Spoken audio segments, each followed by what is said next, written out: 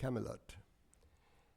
Ken Marber will highlight Philip Crosby, a legendary figure in quality management and an iconic entrepreneur. So that is in 2 weeks from today, Monday, the 21st of October. Today, we have with us club member Jim Hauser. He's a graduate of Boston University School of Law and Wharton School of Finance at the University of Pennsylvania. At the University of Pennsylvania, he served as editor of the Wharton Account. He's held several esteemed positions, including court judge for Orange County and circuit court judge for the 9th Judicial Circuit from 1990 to 2007.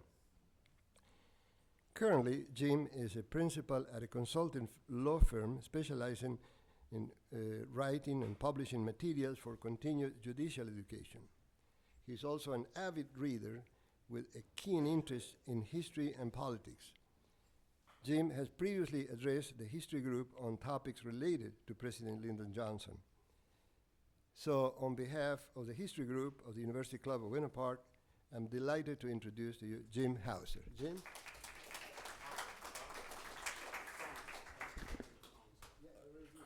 All right. Lori was going to introduce me, and she's not here, so I was going to introduce myself. Mr. Hauser is the most brilliant speaker, most charming, and the funniest speaker, but she didn't write it, I did, so. How many of you have read anything by Robert Caro? Raise your hands. Okay, good number. How many of you have you read the Lyndon Johnson series? Okay. And how many have read The Master of the Senate? Okay. Is there anybody here that's a political science major or a professor? This book, Master of the Senate, if you're teaching American government, it would be professor malpractice not to have your students read this book. They're going to curse you because it's going to take them forever to read it.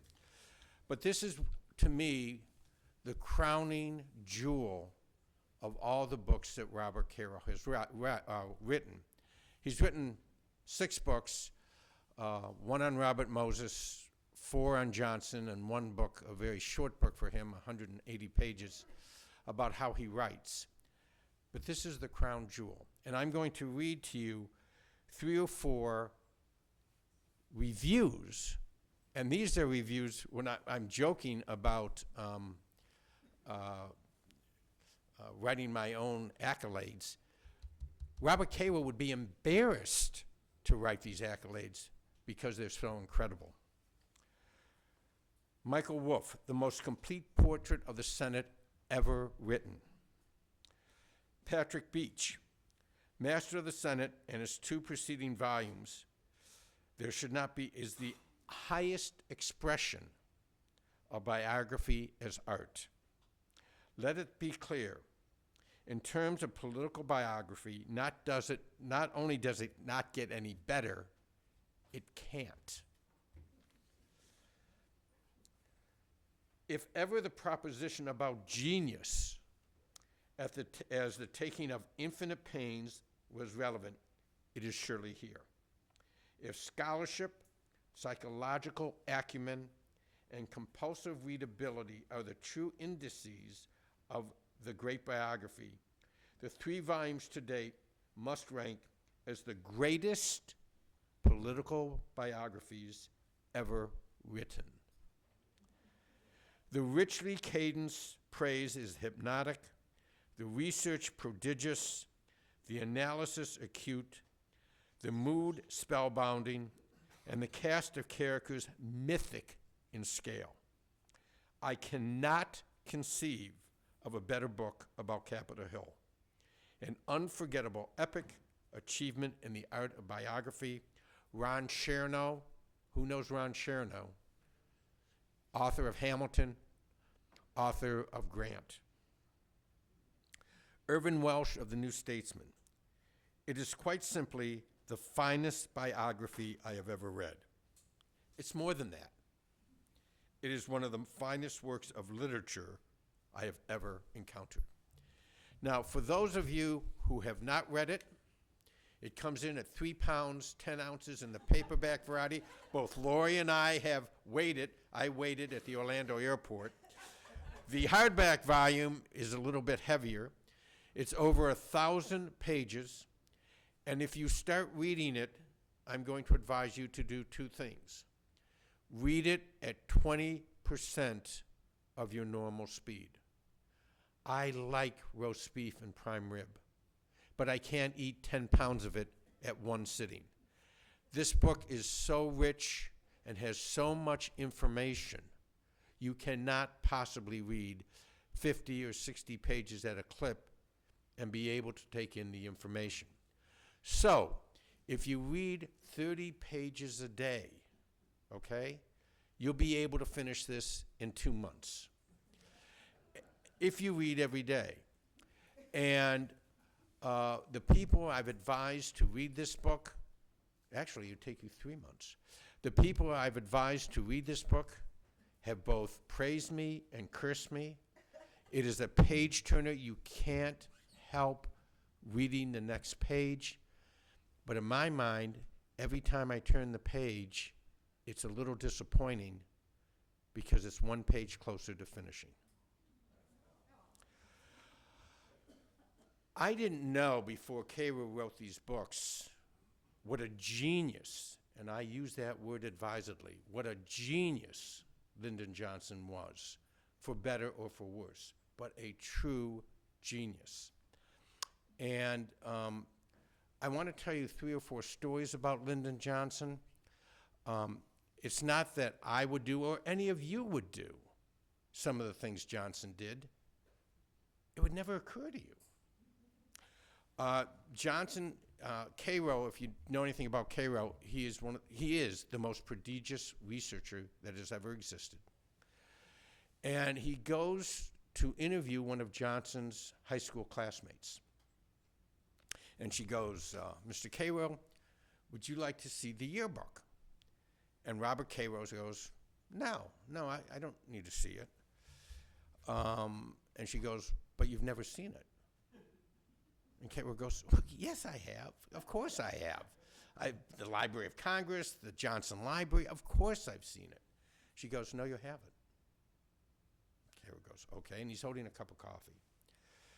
And let me see. She hands him the book, and he goes, oh my God, and drops the coffee and the coffee cup. Why did he drop the coffee cup? Because he saw a page, and on that page, there's a description of Lyndon Johnson as the greatest brown nose, the greatest person who's ever sucked up to everybody in the world. If you're above him, he'll praise the hell out of you. If you're below him, he'll kick you in the balls. But why was that amazing? Because in the Johnson Library, in the Library of Congress, that page had been razed out. And in all the other high school classmates that Cairo interviewed, it had been razed out of their pages too. But this woman had moved to California, changed her name when she got married, and they couldn't find her. Okay, second story. Johnson is 31. He's just been elected to the House. He comes from one of the poorest districts in Texas, if not one of the poorest districts in the United States. He goes up to George Brown. He goes, George, I need some money. I got to get money. I have nothing. I need money. George Brown says, give me a week. I'll get back to you. Comes back in a week. Lyndon, I can get you an oil well. I'll loan you $100,000. If it comes through, you'll be a multimillionaire. And if it doesn't, then you don't have to pay it back. Sounds like a good deal to me. Johnson goes, let me think about it. And George Brown goes, okay. Johnson comes back 3 days later, says, can't do it. George Brown goes, what? Why? What are you talking about? What do you mean you can't do it? He said, it'll kill me politically. And George Brown goes, what are you, nuts? if you run for the Senate in Texas, owning oil wells is going to be a good thing, not a bad thing. If you run for governor of Texas, oil wells are going to be a good thing, not a bad thing. What possible office could you run for that oil would be a neg? And then he goes, oh my God. You're thinking of running for president of the United States. And George Brown said, I knew Lyndon Johnson. And then I realized I didn't know Lyndon Johnson at all. So those are a couple of the stories. One last story. He's working for a congressman. Johnson was the greatest congressional aide in the history of the House or the Senate. There was nothing he wouldn't do for his constituents. And he's working with all these other clerks, the congressional aides, and they have every year they'd have a vote that they call the Little Congress, and they would elect the little Speaker of the House. And it's an honorary degree. People don't usually campaign for it. And 2 days before the election, Johnson's not running, but 2 days before the election, he decides, I'm going to run. And he does. And even though there was no campaigning, Johnson wins in a landslide. Well, the reason he wins in a landslide is that when it said congressional aides, some people might read that very narrowly to mean only those people who are the congressional aides that work on the staff of a particular representative, not the secretaries, not the janitors, not the doormen in the elevators. Johnson lost the aide vote, but swept the elevator operators, janitors, and secretary vote, and that's how he got elected. Okay. This is one of Cairo's great lines, power reveals. And what Cairo means by that is people will say or do anything, or some people will, to get ahead. But once they get power, that power is going to reveal who that person really is. Lyndon Johnson, when he was elected to the Senate, was the chief lieutenant to Richard B. Russell, one of the greatest senators that has ever served in the United States Senate. The only black mark on Richard Russell, and it's a huge one, is he was a staunch segregationist because he was from Georgia. And he was a staunch segregationist not because he was from Georgia, but because he was a strong segregationist. He really believed it. And when Richard Russell fought the civil rights bills that came up in the 40s and the 50s, his chief lieutenant was Lyndon Baines Johnson. It wasn't that just Johnson voted against civil rights bill. He was the brains to make sure that those civil rights bills never made it through Congress. So when Johnson becomes president, and he gives the famous "We shall overcome" speech, Richard Russell was shocked, as were all the other Southern senators. He was one of them. They made him president. And he didn't double-cross them. He destroyed them. And someone asked Richard Russell, well, when did you decide that you couldn't win your civil rights battle? And he said, the moment that Johnson said he came out against it. He said Johnson was the type of man that if you didn't vote with him, he would rip your arm off and beat you over the head with it until you agreed to vote his way. And Russell wasn't kidding. Okay, so power reveals. This is a quote from Johnson, and these are absolutely no truer words. I do understand power. I know where to look for it. I know how to use it. And Master of the Senate is the greatest example of both of these sentences. He was a genius at getting elected and if you don't win the election, stealing the election. And I'm not being facetious when I say that. He got into the Senate by a total of 87 votes when the last precinct came in 6 days after the election, and miraculously, every single person in that precinct voted for Johnson. And the most disciplined voters the world has ever seen, because they voted in alphabetical order. He was able to see the future, as in the story I told you from 1939, how he was going to be president of the United States. He's an administrative genius. When Kara wrote this book, he realized he could not tell the story unless he wrote the history of the Senate and how dysfunctional the Senate was before Johnson became majority leader, and how Johnson ran it like a fine train or a fine instrument or whatever you want to call it. He ran it so bills passed. Johnson read men and women, but especially men. His statement was, in order to really know what the man is talking about, you have to look him in the eyes and look at his hands. And then listen to what he doesn't say, because what he doesn't say will reveal his strengths and his weaknesses. He was able to bend strong men to his will. Hubert Humphrey, who I'll talk about in a couple minutes, one of the great liberal from Minnesota, ended up being one of Johnson's strongest supporters and would literally do whatever LBJ told him to do or asked him to do. He had the timing of a playwright. Now, I'm not going to be able to get in it today because this is 1,000 pages and I do have an hour. But in the passage of the 1957 Civil Rights Act, Johnson actually put on a play for the Senate and the gallery so that the act would pass. He understood the difference between the message and the messenger.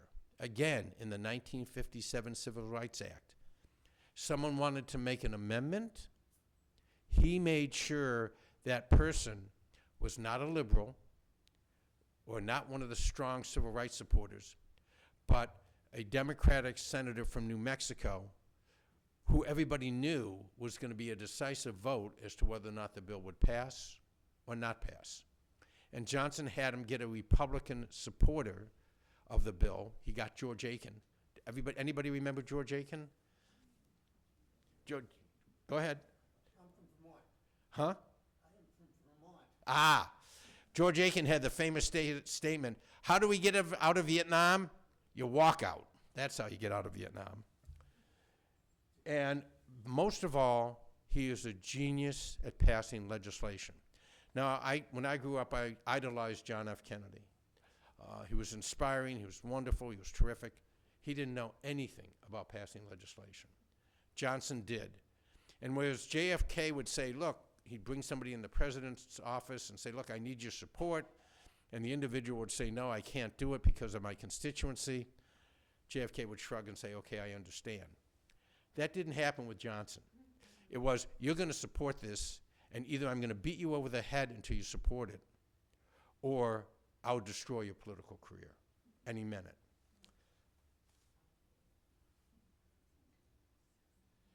Johnson was an incredibly strong man. Nobody knew his true political views. Nobody. Not John Connally, his trusted aide, not his staff, not the people who supported him, because if they did, they wouldn't support him. He hid it for 25 years. Nobody worked harder than LBJ. Not Richard Nixon, not John F. Kennedy, nobody. Politics was his oxygen. Power was his oxygen. And he worked 20 hours a day. He had incredible strength. For those of you who read his second book about how he was elected to the Senate, he's running for the Senate. He's behind. this is an all or nothing deal for Johnson in 48 in the Democratic primary. He's going from stop to stop in a helicopter, which back then nobody knew anything. You know, it was a great thing to go see a helicopter. It was pretty exciting for people to see it. And he had a kidney stone. Now, for anyone who's ever had a kidney stone, there's few things that are more excruciatingly painful. For 2 weeks, he campaigned 20 hours a day, despite the terrible pain. And for him, if he had an operation, it was going to destroy him. Fortunately, the stone passed, and he was able to win by those 87 votes. Everyone that knew Lyndon Johnson in high school, everyone who knew him in the House, everybody knew in the Senate, he had to win. This is not one of these people that we can come up with a compromise. I have to win. And finally, he was the world's greatest salesman. And imagine he's in the Senate trying to get the Civil Rights Bill passed, and he's talking to the liberals.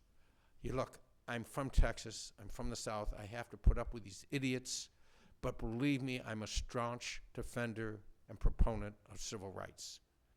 45 seconds later, the liberals are idiots when he's talking to the people from the South. You know I'm from Texas, you know how I truly feel. And he would do it passionately and fervently so that both sides actually believed him.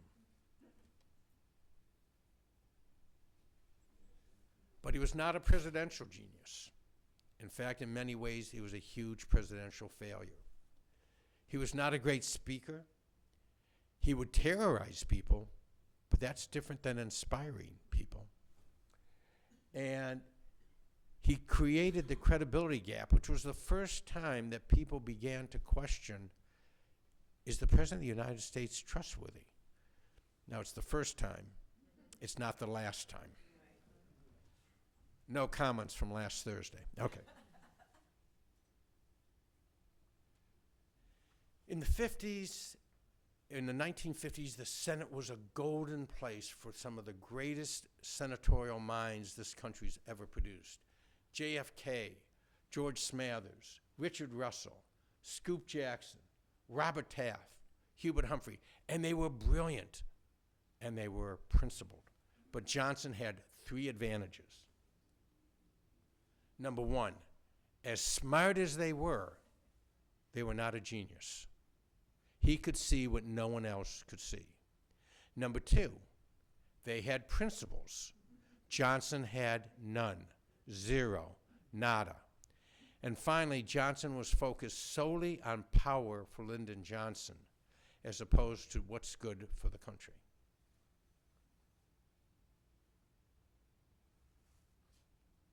To understand LBJ's genius, Carroll realized he'd have to write the history of the Senate. How the Senate was designed not to work. When James Madison wrote the Constitution of the United States, he introduced the Senate as a way to slow bills down, as a deliberative body.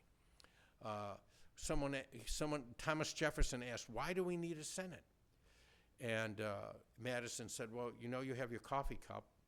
If you want to cool it, you pour some of the hot coffee into the saucer, let it cool a little bit, put it back in the cup. The Senate was designed to cool passions. But unfortunately, it ended up being a place where progressive legislation would not pass because it cooled too much. Nobody could control the Senate.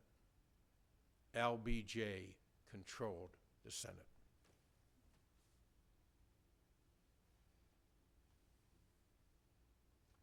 Another reason that you can't change, that the Senate is so difficult, only 1/3 of the senators run every year. So this year, we've got 33 senators running for election, and you may have 1 or 2 senators change, you know, the composition of the Senate. It may be, instead of 51 Democrat, 49 Republican, it may end up being 51 Republican, 49 Democrat. It'll change, but incrementally, not by huge numbers. And it wasn't until 1912, you couldn't even vote for a senator because it was the legislature, the state legislature of Vermont, the state legislature of Maine, the state legislature of Texas, and the state legislature of Illinois that would select the senator. And the Senate was so much more conservative than the House.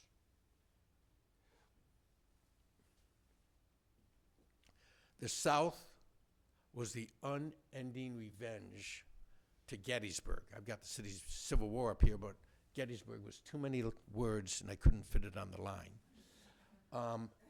It was the dam against progressive legislation. Bills would get through the House and they'd come to the Senate where they went to die. The chairman of the Senate committees, those 15 powerful Senate committees, appropriations, defense, ways and means, they were the power of the Senate. And of course, you had the seniority system. The majority leader of the Senate had no power, no ability to control the Senate prior to Lyndon Johnson. And in fact, to give you an idea of how jealous the staff, the chairmen were of their positions, they had almost no staff. In 1938, they had 8 people who would be writers of the bills. 8 people. Because the chairmen were jealous of their prerogatives and the chairman wanted to keep all the power. And let me give you an idea of what that means. As I said, it was based on the seniority system. It was not based on merit. It was based solely on how many years you had served in the Senate. The chairman tended to be very old, which for Lyndon Johnson was a huge advantage because he was a professional son, I'm not kidding, to so many senators and to so many powerful people. He knew how to play the son. And it was a great advantage to the South because the South would keep re-electing its senators every year so they could be chairman of the committees. In fact, in the 1950s, out of the 15 great Senate committees, 9 were held by Southerners. And to give you an idea of how insane the situation was, the Senate just didn't delay. Excuse me. Okay. The Senate was designed to delay bills. It gave a great advantage to the South. Because of Rule 22, you could have unlimited debate. Unlimited debate, not just on the floor to pass a bill. Unlimited debate to get the bill on the calendar. Unlimited debate to get the bill off the calendar. And then if it gets off the calendar, unlimited debate to pass legislation. Delay, delay, delay. No senator would ever dare interfere with another chairman's committee. Not only was it unheard of, it would get you ostracized. Senator Glass was a senator from Virginia. And in the 1940s, he became seriously ill. He was the chairman of the Commerce Committee. The Commerce Committee had no meetings for 4 years. Why? Because Senator Glass was too ill and nobody else would take Senator Glass's place. That's how dysfunctional the Senate was. The Senate thought that majority rule was mob rule. And if you're from Georgia, you don't give a damn about what people from Michigan or New York or Vermont think about. And as one senator said, getting rid of Rule 22 was akin to crucifying Christ on the cross. Richard Russell was the power of the Senate in the 1950s. When Johnson first comes to the Senate, now Johnson talked all the time. He was a non-stop talker, except when he realized it wasn't to his advantage. And he comes to the Senate, and for 3 months, He does nothing but look at the Senate and study it. Who's the real power? Who do the other senators come up to? And what senators go and talk and walk to other people? Because if you're walking to someone else, you're not the power. Now, the press would think the majority leader's the power. We think Chuck Schumer's the power. We think Mitch McConnell's the power. We don't know squat. We don't know who the real power of the Senate is today. Richard Russell, one of the keys for Johnson is Russell ran for president in 1952. He got the support of the entire Democratic U.S. Senate, and he got nowhere. And the reason was that the senators could not control their states' voting or their state delegations. And Russell realized that no Southerner could ever be elected to the Senate unless somehow they were able to accommodate the liberal North.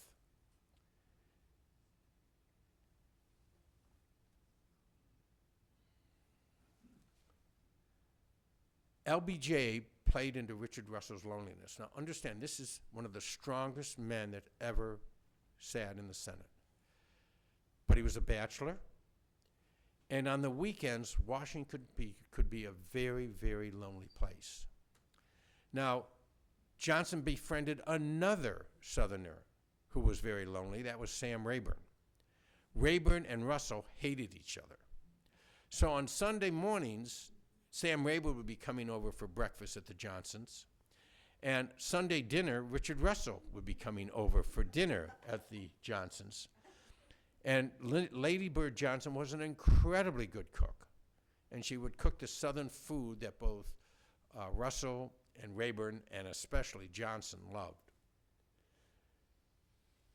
Johnson was the chief, the chief architect preventing civil rights bills from being passed. And as I said earlier, Johnson was his chief lieutenant. So to the outside world, Johnson's doing everything he can to prevent civil rights from passing. All the other senators deferred to Richard Russell. Now understand, these are incredibly powerful men. And these are men that know how to read other men. And Richard Russell read Lyndon Johnson, and he read him 100% wrong. As did Herman Talmadge. Remember the Watergate committees? Herman Talmadge, I know how to read men. But what about Lyndon Johnson? I'm not going to use the word, but I screwed up. And it was Richard Russell who promoted LBJ to run for president in 1960. LBJ's rise to power, he was ruthless. He would do anything to get power. Now, someone showed me the first book, The Path to Power. In that first book, Johnson is able to get electricity for his rural district. Nobody had ever done that before. And think about not having electricity in your home. And you may be thinking about that 2 days from now. How hard it is. The women had to go to the well and get the water, and by the age of 30, their backs would be stooped because of how heavy the water would be and how difficult it was to clean and to cook. He got electricity. And how did Johnson pay back the Federal Power Commission for getting that electricity? When he becomes senator, he destroys Leland Olds, the genius of the Federal Power Commission, the chairman of the Federal Power Commission, so they could make some more money for those Southern oil people where more was never enough. He gained the trust of the Texas oil people. They gave him money for him to disperse to other candidates. He gained the trust of the Southern senators.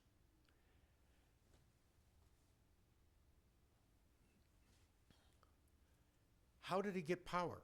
As I said, the majority or minority leader had no power. And no one wanted the job. Because guess what? In 1948, the majority leader of the Senate was Scott Lucas from Illinois. In 1950, some guy from Illinois, Everett Dirksen, remember Everett Dirksen? Defeats him in an election.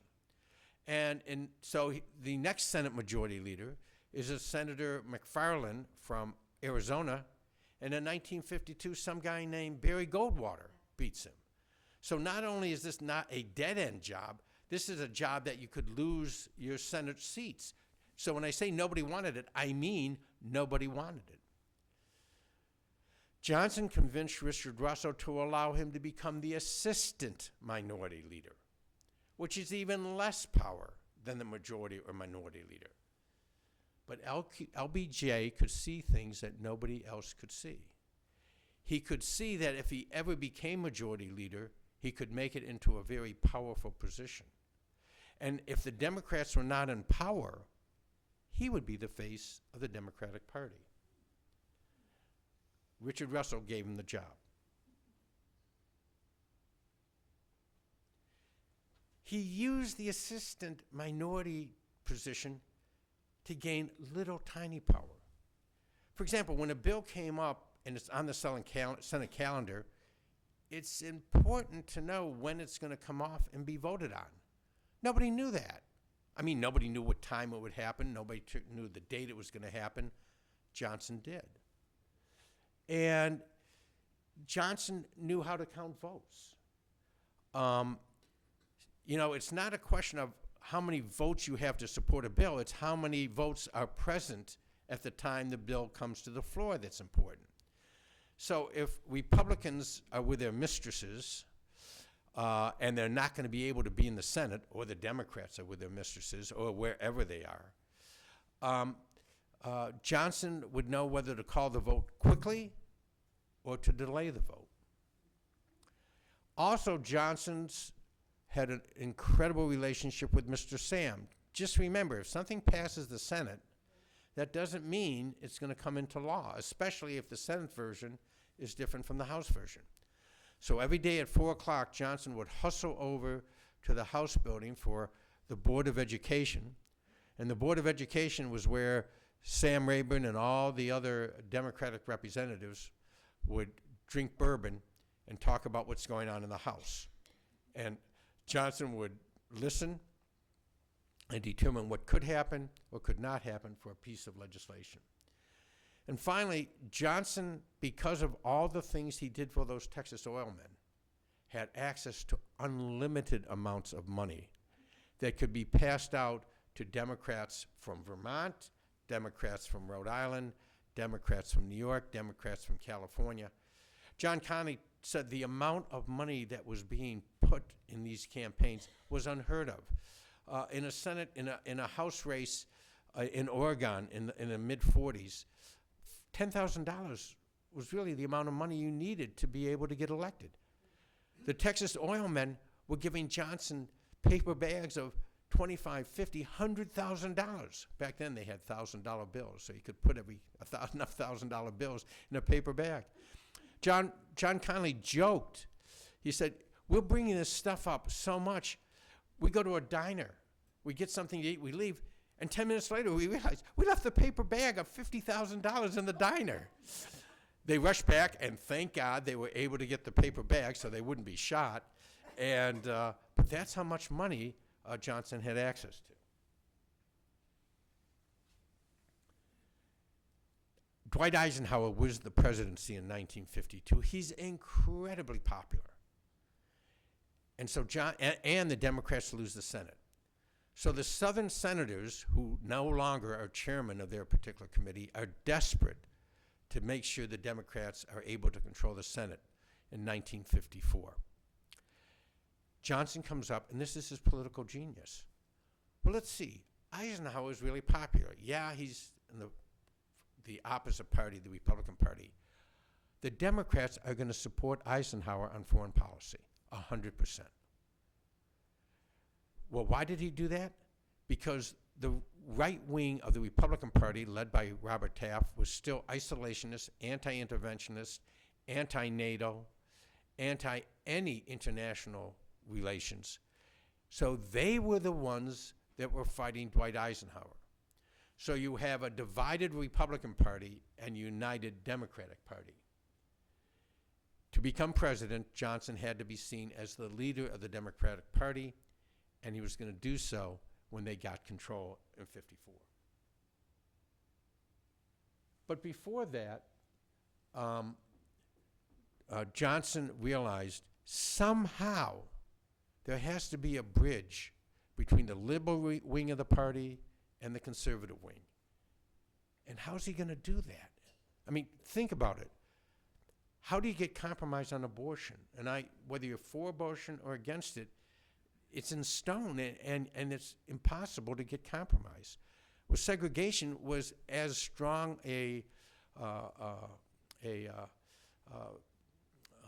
issue. Thank you. Thank you, Lori Pearson-Weiss, who gave me a wonderful introduction that I read myself about how terrific I was. Yes, it's okay. And this was to unite the Democratic Party. Okay. Hubert Humphrey is one of the great political stories of the 20th century. He's a senator from Minnesota. He's a Democrat. He's the mayor of Minneapolis, which prior to him becoming mayor was the anti-Semitic, Minneapolis was the anti-Semitic capital of the United States. Very anti-civil rights, very anti-everything. A police department hopelessly corrupt. He got rid of all the police. He made it as clean a police department as humanly possible. And it's 1948, and it's at the Democratic Convention. And Humphrey is a staunch supporter of civil rights. And they go to the policy committee, and as you remember, Harry Truman is running against Tom Dewey back then. And Tom Dewey he's up by 25 or 30 points, to the point that Gallup poll decided by September they're not even going to poll anymore because it's useless. Taft is going to win. Dewey's going to win. The Republicans have their convention in Philadelphia at Convention Hall, and 3 weeks later, the Democrats are going to have their convention. And the Democrats are so out of money, they didn't have any of the red, white, and blue bunting that you always see at conventions. And the Republicans said, you know what? We're going to be really gracious. You can use our bunting. We'll leave it there for you. You're in the convention hall. It has no air conditioning. So my wife would miss one of the great speeches, seriously, of all time, because she needs air conditioning. Humphrey's on the platform committee that's chaired by the governor of Pennsylvania, who is told by Truman in no uncertain terms, we're not going to rock the boat on civil rights. We can't rock the boat on civil rights. We've already lost a portion of the liberal wing. Henry Wallace, former Department of Agriculture, former vice president, is running for president. We can't lose the South. So no civil rights bill. And Hubert Humphrey goes, no. We have to have a strong civil rights bill.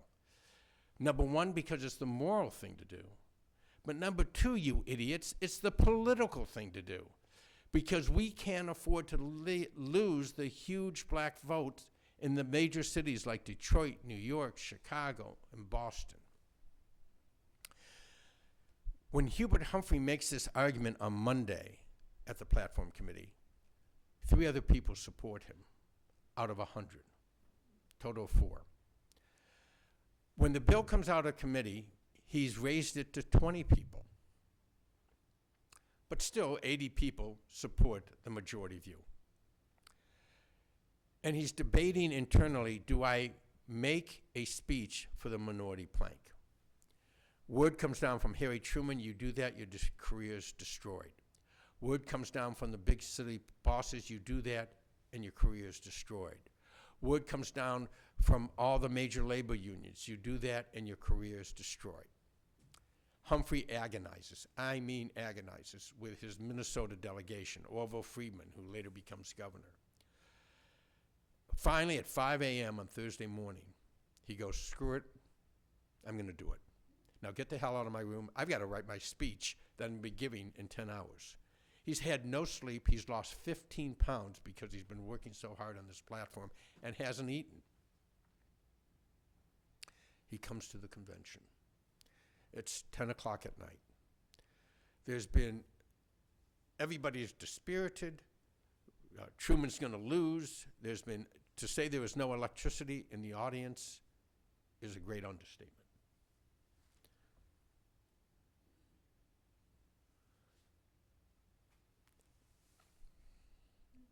He speaks despite hopeless odds.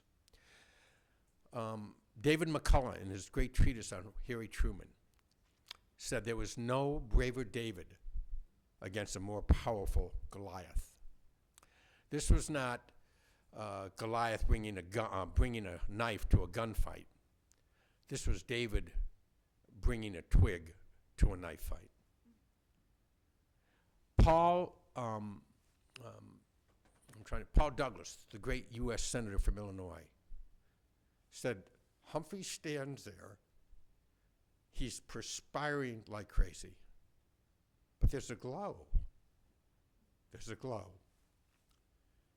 All of a sudden, everybody, if you've ever been to a convention, everybody's talking, nobody's listening. Quiet.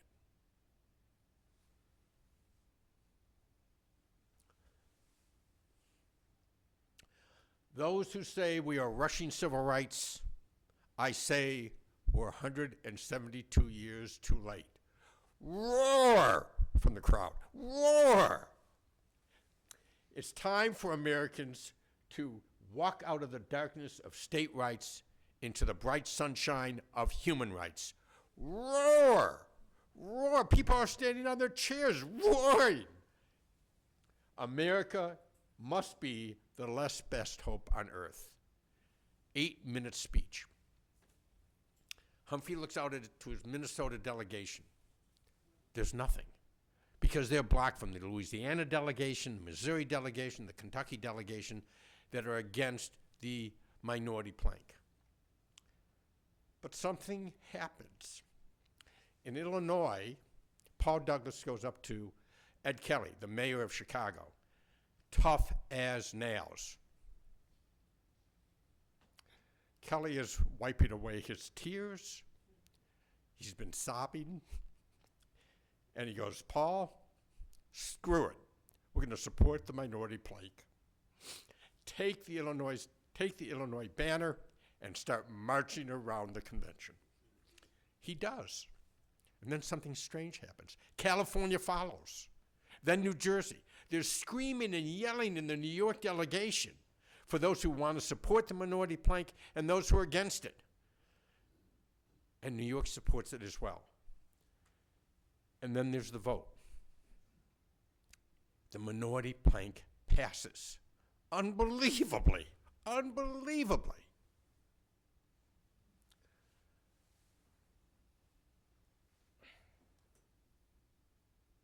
Hubert Humphrey instantly becomes a national hero. Minnesota has never elected a Democratic senator. Not only does Humphrey win, he wins in a landslide. And he gets his picture on the front page on the magazine of Time magazine. He is the great liberal hope, the great leader of the Democratic Party. So Johnson realizes, if I can get to Humphrey, I can unite this party. Well, when Humphrey goes to the Senate, he quickly discovers that his great oratorical skills are meaningless, because in the Senate, it doesn't matter what you say. And he's humiliated and embarrassed to the point of when he drives home at night, he's sobbing, because nothing he dreams and wants to pass even gets heard by the Senate, much less passed. So it's mutually beneficial for Humphrey to meet with Johnson, who knows how to pass things. And it's mutually beneficial for Johnson to be able to have a person in the liberal wing of the party. Hubert Humphrey states that he learns from the master. Now, these are two extremely strong men. Johnson is clearly the stronger. How does Johnson beat the seniority system? And you know the seniority system based on age, not merit. It took him 2 weeks to figure out how to beat it. 2 weeks. Because he's the minority leader back in '52, he explains to his fellow Democrats we've got to be seen as a unified party. Well, by the way, at the Democratic Convention, there was music coming from the band leader, and that was the music that was being played. He's got to convince the Southern chairman to be able to willingly give up their power without them realizing they're willingly giving up his power. So this is what he came up with. In 1952, the Democrats are in the minority. There are no chairmen of any committees. So he checks with Richard Russell and said, Richard, if we're going to be a unified party, we've got to have our best and the brightest on the committees that count, the Foreign Relations Committee. Well, the best and the brightest were Hubert Humphrey, the great orator, and Mike Mansfield, who'd been elected 3 weeks earlier, who was a professor of history from the state of Montana. LBJ talks to all the other senators who want to be on the Foreign Relations Committee. And although we don't know what was said, he was able to convince them to let Humphrey and Mansfield serve on that committee. But he told Humphrey, you want to be on the Foreign Relations Committee, you got to give up labor and you got to give up agriculture. So all of a sudden, Johnson has 2 more openings. The senator from Kentucky desperately wants to be on agriculture, but he's going to have to give up commerce and ways and means. Johnson is able to place 192 senators to the particular committee they want because of his genius.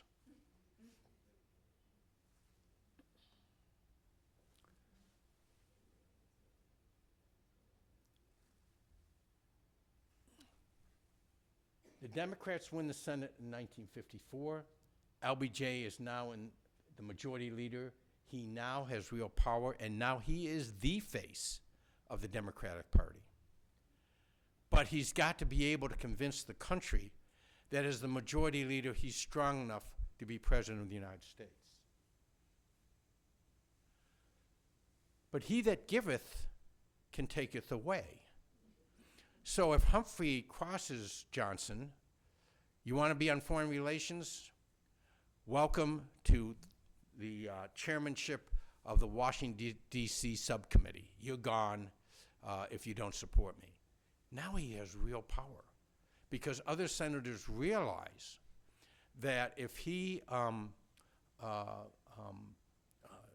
if you don't support Johnson, you're going to face real consequences. Nobody crosses LBJ. He never forgets. Senators were surprised. Johnson was always sucking up to people. Well, that's when you're above him. But if you're below him, he humiliates you and embarrasses you. Stuart Simonton said, I thought he was my friend. And Johnson said, you cross me, it's going to take you 2 years to make it up to me. And he meant it. But because of all this power, liberals were less likely to attack Johnson. He was an administrative genius. The Senate didn't work because all they did was debate, nobody listening, nobody caring. LBJ creates the Democratic Policy Committee. And what that Democratic Policy Committee and its staff, it's not any senators, what that committee does is it checks out who's writing a bill in commerce, who's writing a bill in labor. Do these bills, are they coexistent? Are they in conflict? If they are in conflict, we have to work it out so that they become a bill that makes sense for both committees. And they track all the bills to coordinate the bills, the timing on when the bill is going to be passed or come to the Senate floor. And everything out of the DPC must be unanimous. Now, because it's the Democratic Policy Committee and no one senator, nobody thinks about who's really controlling this thing. Well, it's Lyndon Johnson.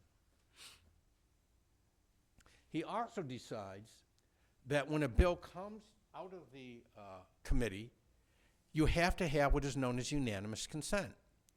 And unanimous consent is nobody objects to the amount of time we're going to spend debating this bill. But instead of 6 days, we're going to make it 4 hours. And that's what Johnson does. So all of a sudden, the Senate is working. Daniel, do you want to stand for a second and conduct? Daniel has been a former conductor of the Orlando Symphony. Alan Drury, who wrote the great book Advising Consent, said the greatest show in town is watching Lyndon Johnson conducting the United States Senate. If Johnson is a great counter of votes, and if he has the votes on the floor, he'll be telling the person who's doing the roll call, go faster, go faster, go faster. If he doesn't have the votes on the floor, but he does have the votes, except the senators in his office with his mistress or here or there, he'll tell the roll call person, take your time. Does anybody have any question about the bill? Do you want to talk about it a little bit? But it always passed. It always passed. All of a sudden, the committee chairman from the South, all of them, realized they don't have the power. Johnson does. And they can't figure out how to get it back.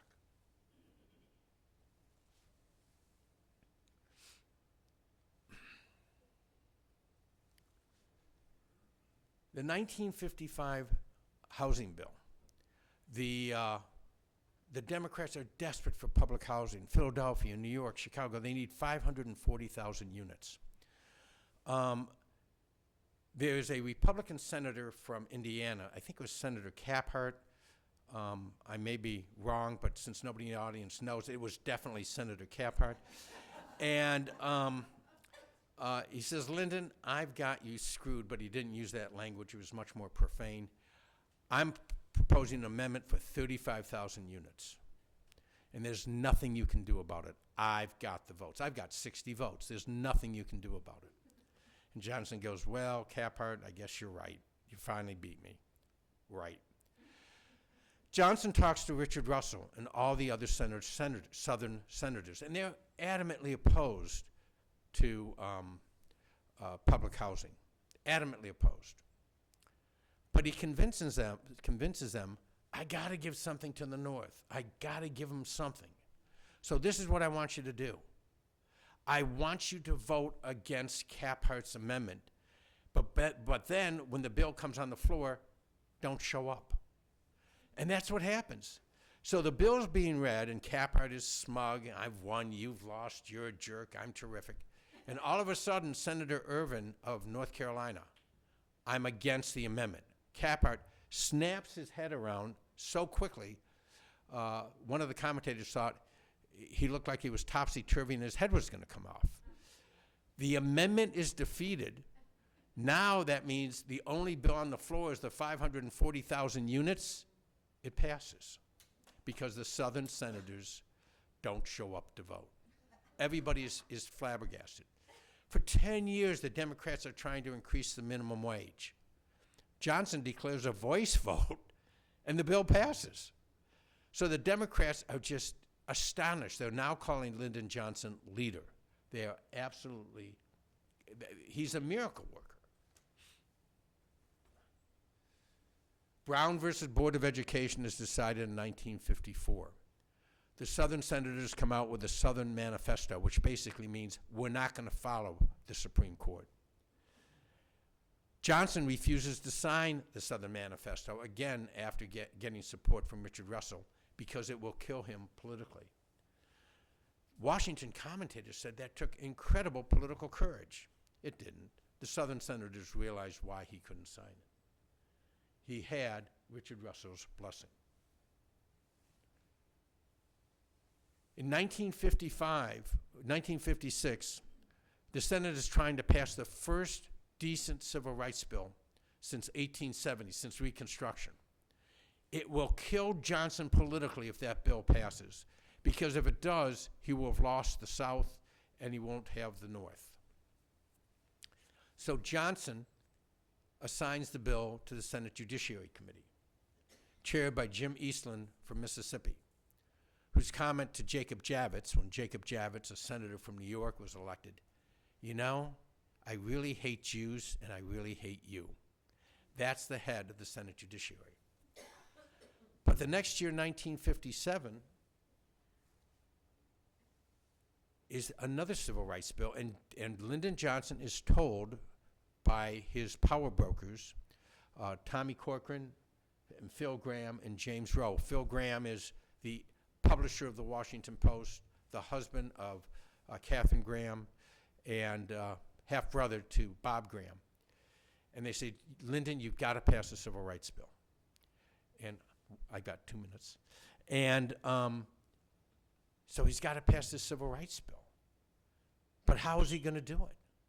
The South is adamantly opposed to the 56 Civil Rights Bill, the 57 Civil Rights Bill, and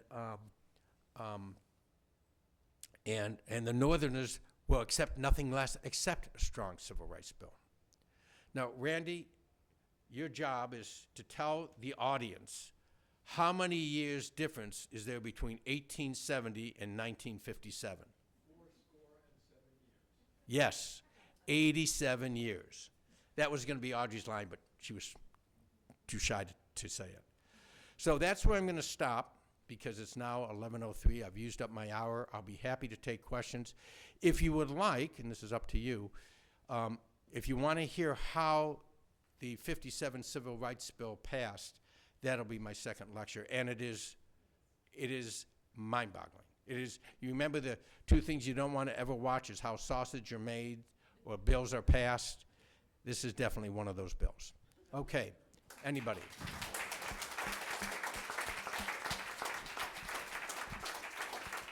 Absolutely great. We will take some concise questions from the audience, so we'll have time. Please raise your hands. Here we have.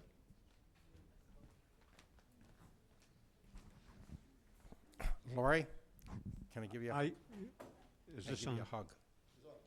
I usually say that when you're in the question period, you ask questions and not make statements, but I just have to say, this was the finest, best book review I've ever listened to.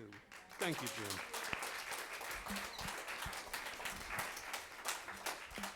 I'll give you the $20 later today. Judge, wonderful presentation.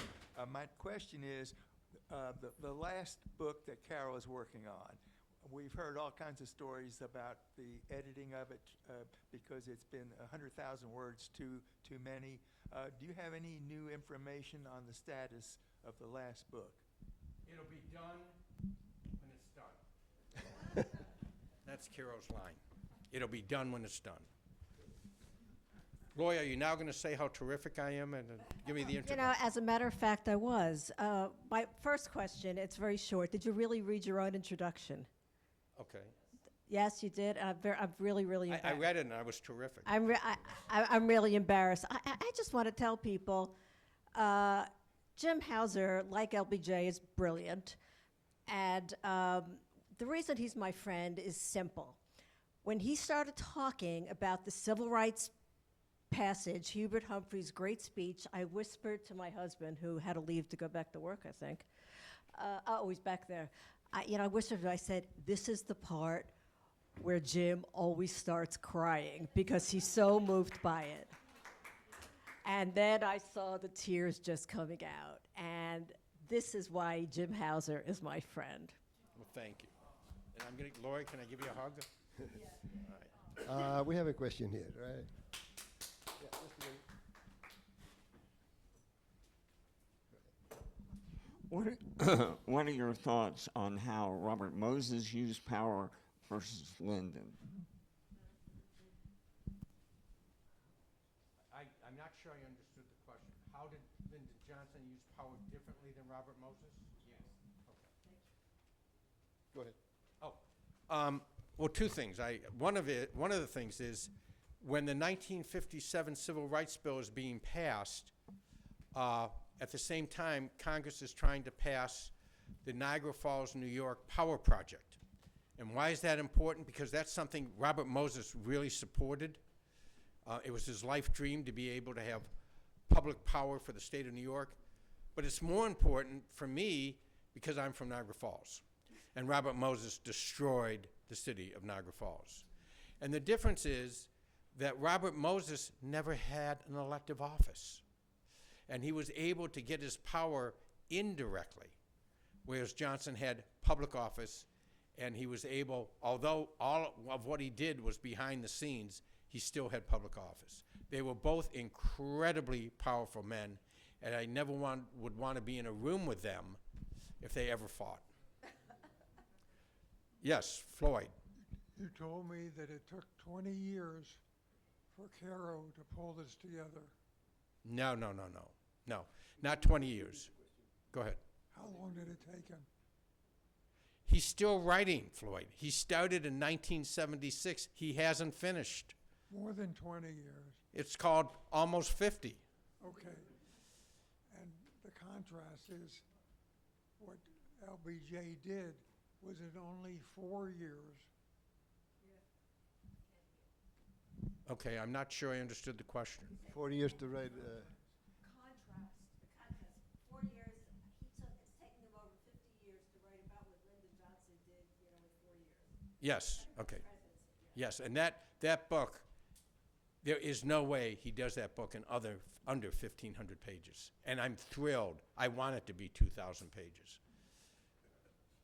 And by the way, in The Power Broker, he never wrote about the Niagara Power Project, which really upset me. It's written, it just wasn't included in the book. Yes, we have a question here.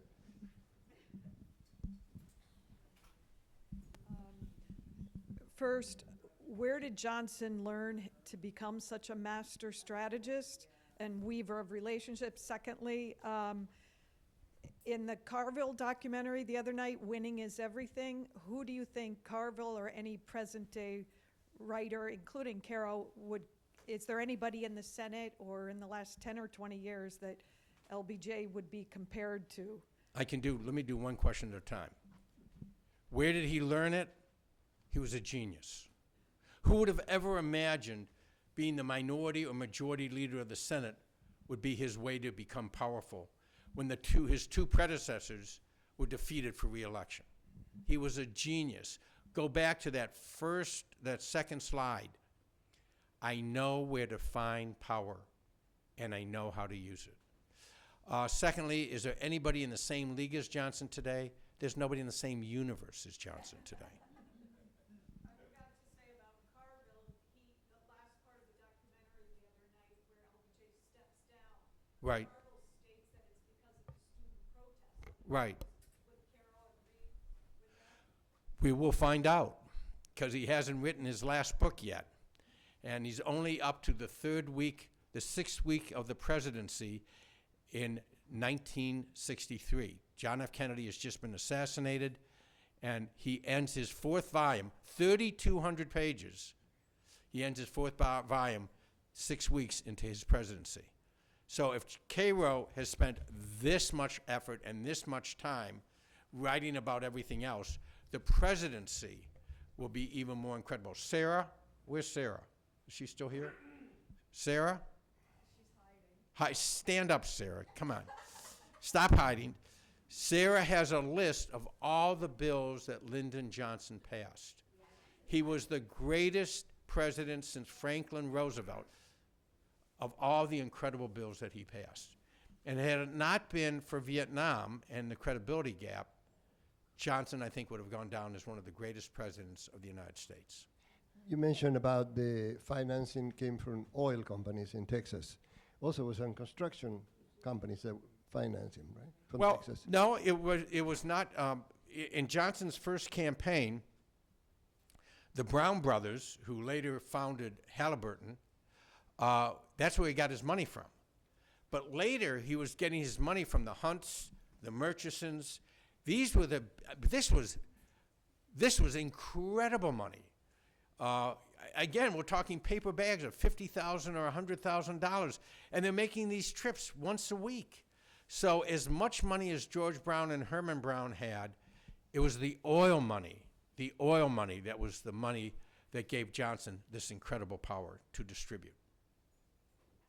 Any other questions? Thank you so much for a great presentation.